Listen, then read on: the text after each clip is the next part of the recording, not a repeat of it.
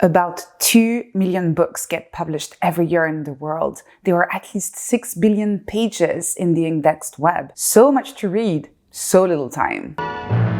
It's no wonder that people have come up with all kinds of tricks to read faster, but there is a lot of snake oil and very few evidence-based solutions. So what can you actually do to become a better reader? Okay, first, I'm so sorry to destroy your dreams, but let's talk about speed reading. Many speed reading programs sell the dream of reading faster while retaining full comprehension. The first one, called Reading Dynamics, was created in 1959 by someone called Evelyn Wood. She created and marketed a reading program that was supposed to help readers increase their reading speed by a factor of 3 to 10 times faster, while retaining or even improving their comprehension. The business was a success, eventually having 150 outlets in the US, about 30 in Canada, and many more in the rest of the world. And today, many apps are built on this premise of speed reading. The problem, it's complete.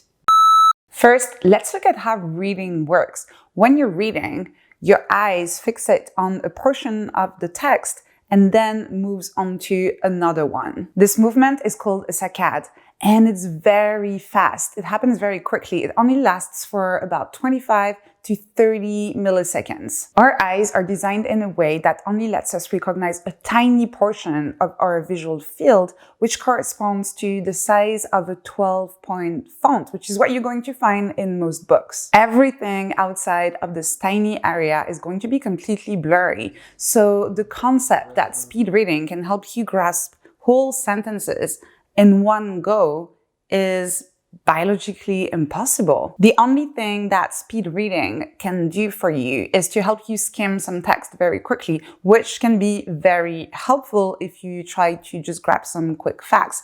But to say that speed reading is going to help you read faster and retain more information is a lie. So how can you actually read faster? Okay, so there are 3 ways that you can read any kind of content. First, you have mental reading. This is when you're saying every single word you're reading in your head while you're reading internally. This is the slowest form of reading at about 250 words per minute. This is also called subvocalization or silent speech. Then you have auditory reading. This is when you're listening to an audiobook or when someone is reading something to you.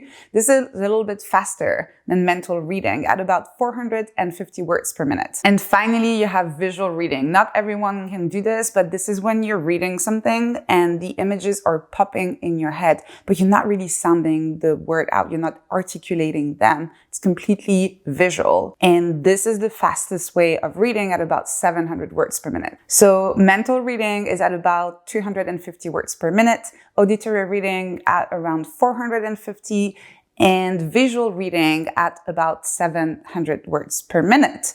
So if you can't read visually, if you don't have those images popping up in your head, really the only thing you can do to read much faster is to stick to audiobooks. Increasing your reading speed really comes down to just picking the fastest method, not using speed reading. Okay, reading faster is cool, but what about reading better? The first step is to understand, why do you want to read something? Is it for entertainment, for information, or for understanding? For entertainment, you just want to have fun and relax. For information, you want to gather new facts. And for understanding, you want to develop new insights and really shape the way you see the world. If it's for entertainment, just forget about reading better. Just have fun and relax. This is what it is all about. But if it is for information or for understanding, there are actually 4 questions that you can ask yourself to read better. These questions come from a book by Mortimer Adler called How to Read a Book. I know this is getting really meta. The first question is, what is the book about as a whole? You can look at the front and the back of the book to try and understand what's the date, the genre, the general context and topic of the book. The second question is, what is being said and how? And this is really when you're going to start spending more time analyzing the meat of the content of the book.